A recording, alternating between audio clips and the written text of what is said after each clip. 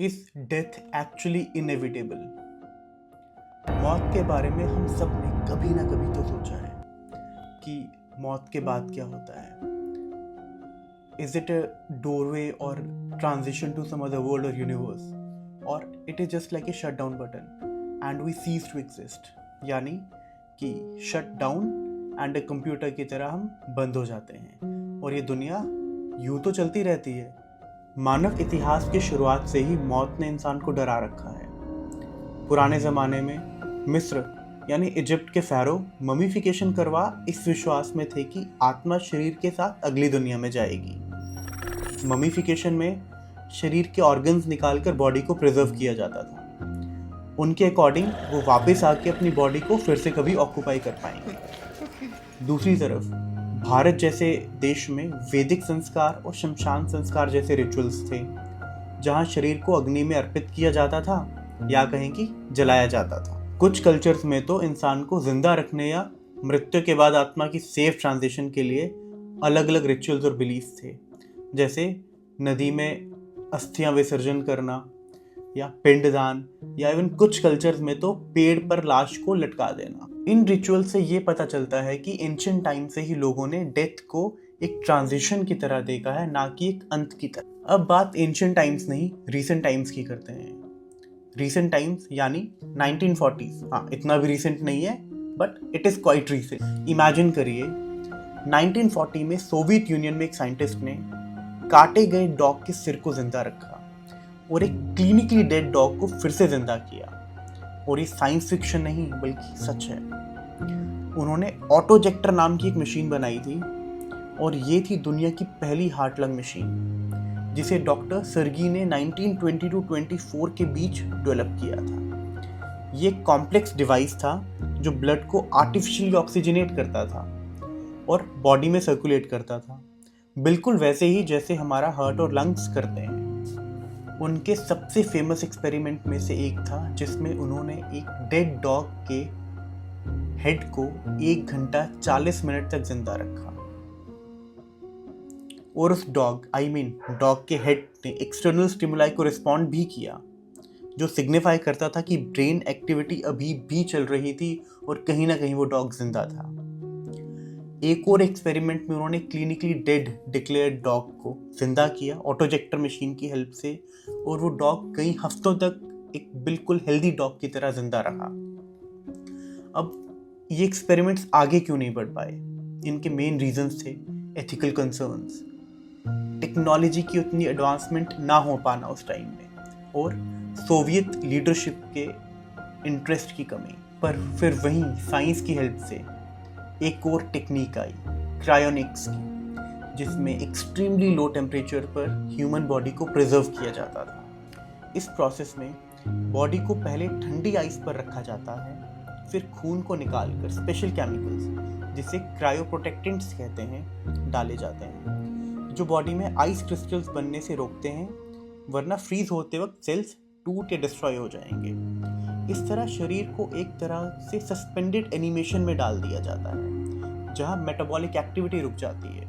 और दुनिया में कुछ ऑर्गेनाइजेशंस जैसे कि एल्कर इंस्टीट्यूट इस पर काम भी कर रहे हैं और कई लोग अपने लिए क्रायोनिक्स का इंतजाम कर चुके हैं, लेकिन अभी तक कोई भी सक्सेसफुली रिवाइव नहीं हुआ है. आज के टाइम पे साइंटिस्ट एजिंग तक को एक मॉडिफाइबल प्रोसेस मानते हैं. उनका ये मानना है कि एजिंग को स्लो किया जा सकता है, और एजिंग को स्लो करने के लिए बहुत से ऐसे पैरामीटर्स हैं जिनके ऊपर वो काम कर रहे हैं. इनको समझने की कोशिश करते हैं. समझिए कि आपके शरीर के अंदर एक किताब है जिसे हम डीएनए कहते हैं, जिसमें आपके सारे जीन्स लिखे होते हैं. लेकिन सिर्फ किताब होने से काम नहीं चलता, ज़रूरी है कि ये किताब किस तरह से पढ़ी जाए, यानी जीन्स कैसे काम करते हैं इसको भी जाना जाए. इसका मतलब डीएनए में लिखी हुई जानकारी को सेल को समझना होता है कि कब और कैसे काम करना है. अब सोचिए आपके डीएनए की किताब के ऊपर कुछ स्टिकी नोट्स चिपका दिए हैं जो बताते हैं कि कौन सा पेज पढ़ना है और कौन सा स्किप करना है. ये स्टिकी नोट्स परमानेंट नहीं होते, इनको बदला जा सकता है. और एपिजेनेटिक्स वो फील्ड है जो ये बताता है कि आपके जीन्स का एक्सप्रेशन यानी काम करने का तरीका एनवायरनमेंट और आपके बिहेवियर के अकॉर्डिंगली बदला जा सकता है, बिना डीएनए में कोई एक्चुअल चेंज किए। फ्यूचरिस्ट साइंटिस्ट रे कुर्जवेल का तो ये मानना है कि ageing is a disease and every disease can be cured. Ageing एक ऐसी बीमारी है जिसका बस ह्यूमैनिटी अभी तक क्योर ढूंढ नहीं पाई है। जैसे कैंसर कभी था, कैंसर का हमने एक हद तक क्योर ढूंढ लिया। और उनका तो ये मानना है कि nano technology, gene editing, artificial intelligence और रीजनरेटिव मेडिसिन मिलकर ह्यूमंस को लॉन्जेविटी एस्केप वेलोसिटी तक ले जा सकते हैं। अब ये लॉन्जेविटी एस्केप वेलोसिटी क्या है? जहां हम इतना लंबा जिए कि हर अगले दौर की टेक्नोलॉजी हमें और लंबा जीवन दे। वो तो ये प्रेडिक्ट करते हैं कि 2029 तक ह्यूमैनिटी इस लॉन्जेविटी एस्केप वेलोसिटी तक पहुंच जाएगी और तब हम प्रैक्टिकली ऐसी टेक्नोलॉजी देख पाएंगे जो एजिंग को सिग्निफिकेंटली स्लो या रिवर्स कर देगी। इस दौरान एआई और नैनोबॉट्स जैसे छोटे रोबोट्स आपके शरीर के अंदर सेल्स की डैमेज को रिपेयर कर पाएंगे। जीन थेरेपी से डिजीज और एजिंग के कारण होने वाले चेंजेस को कंट्रोल किया जाएगा और एक तरफ रीजनरेटिव मेडिसिन ऑर्गन्स और टिश्यूज को रिपेयर करने और नए सेल्स बनाने में मदद करेंगी। ये सब मिलकर लाइफ एक्सटेंशन का एक ऐसा दौर आएगा जिसमें ह्यूमन लाइफ काफी लंबी हो जाएगी। Sounds too far fetched. चलो इससे भी एक नेक्स्ट लेवल कॉन्सेप्ट के बारे में बात करते हैं। कभी आपने कॉन्शियसनेस ट्रांसफर का नाम सुना है? आज जानते हैं कि कॉन्शियसनेस ट्रांसफर क्या है। ये एक ऐसा आइडिया है कि ह्यूमन ब्रेन के न्यूरल पैटर्न्स को डिजिटली मैप करके किसी कंप्यूटर, सिंथेटिक ब्रेन या रोबोटिक बॉडी में ट्रांसफर किया जा सके। और कभी अगर ऐसा पॉसिबल होता है तो शरीर के मरने के बाद भी एक तरह से डिजिटल जीवन आपका कंटिन्यू रहेगा। ये तो बात की हमने साइंटिफिक अप्रोच की। अब थोड़ा सा रिलीजियस और स्पिरिचुअल बिलीफ के बारे में फिर से देखते हैं और उनके एस्पेक्ट्स को एक्सप्लोर करते हैं। अब क्रिश्चियनिटी, इस्लाम, जुडिज्म जैसे रिलीजन्स को अगर हम देखें तो इनमें हेल और हेवन का कॉन्सेप्ट मिलता है। आत्मा का हिसाब किताब होता है। अच्छे कर्म इंसान को जन्नत, हेवन, स्वर्ग ले जाते हैं। बुरे कर्म जहन्नुम, हेल या नरक की ओर लेके जाते हैं। यानी जजमेंट डे, कयामत का कॉन्सेप्ट भी यही बताया गया है। प्राचीन मिस्र में बुक ऑफ द डेड जैसे किताबों में मृत्यु के बाद की यात्रा का डिटेल्ड एक्सप्लेनेशन मिलता है। वहां माना जाता था कि मरने के बाद आत्मा कई टेस्ट से गुजरती है। जैसे दिल को फेदर ऑफ मार्थ के सामने तोला जाता है। जहां पाप ज्यादा हुआ तो आत्मा को एनहाइलेशन का सामना करना पड़ता है। वहीं ईस्टर्न रिलीजन्स जैसे हिंदुइज्म या बुद्धिज्म के बारे में बात की जाए तो यहाँ पे death is not the end और इसको एक साइकिल की तरह देखा गया है, cycle of life and death. Hindu धर्म यानी सनातन धर्म में जन्म, मृत्यु, पुनर्जन्म का चक्र, संसारा जिसे कहते हैं, एक साइकिल है जहाँ कर्म के अनुसार आत्मा अगला जन्म लेती है। अंतिम लक्ष्य है मोक्ष यानी इस साइकिल से मुक्ति, to get out of this cycle of life and death. Buddhism में रीबर्थ, कर्म और निर्वाणा की बात करते हैं जहाँ इंडिविजुअलिटी एक इल्यूजन मानी जाती है और अल्टीमेट गोल है दुख के चक्र से मुक्ति। यहाँ मौत कोई परमानेंट एंड पॉइंट नहीं बल्कि एक चेंज ऑफ स्टेट है। इस सब के बीच modern reports of near death experiences, NDEs, भी लोगों को सोचने पर मजबूर करती हैं। कुछ लोग बताते हैं कि हार्ट बीट स्टॉप होने के दौरान उन्होंने एक ब्राइट लाइट देखी, शांति का एहसास हुआ या अपना शरीर को बाहर से देखा, जिसे आउट ऑफ बॉडी एक्सपीरियंस भी कहा गया है। अब चाहे इनका साइंटिफिक एक्सप्लेनेशन हो या स्पिरिचुअल, ये एक्सपीरियंसेस मौत को सिर्फ स्विच ऑफ तो नहीं दिखाते। अब इन नियर डेथ एक्सपीरियंसेस में लोग अक्सर बताते हैं कि उन्होंने टनल ऑफ लाइट देखी, अपने पूरे जीवन के फ्लैशेस देखे या डॉक्टर्स को अपने शरीर पर काम करते हुए ऊपर से ऑब्जर्व किया। कुछ केसेस में लोग ऐसी डिटेल्स बताते हैं जो थियोरेटिकली उन्होंने कभी देखी ही नहीं क्योंकि उनका ब्रेन क्लिनिकली अनरिस्पॉन्सिव था।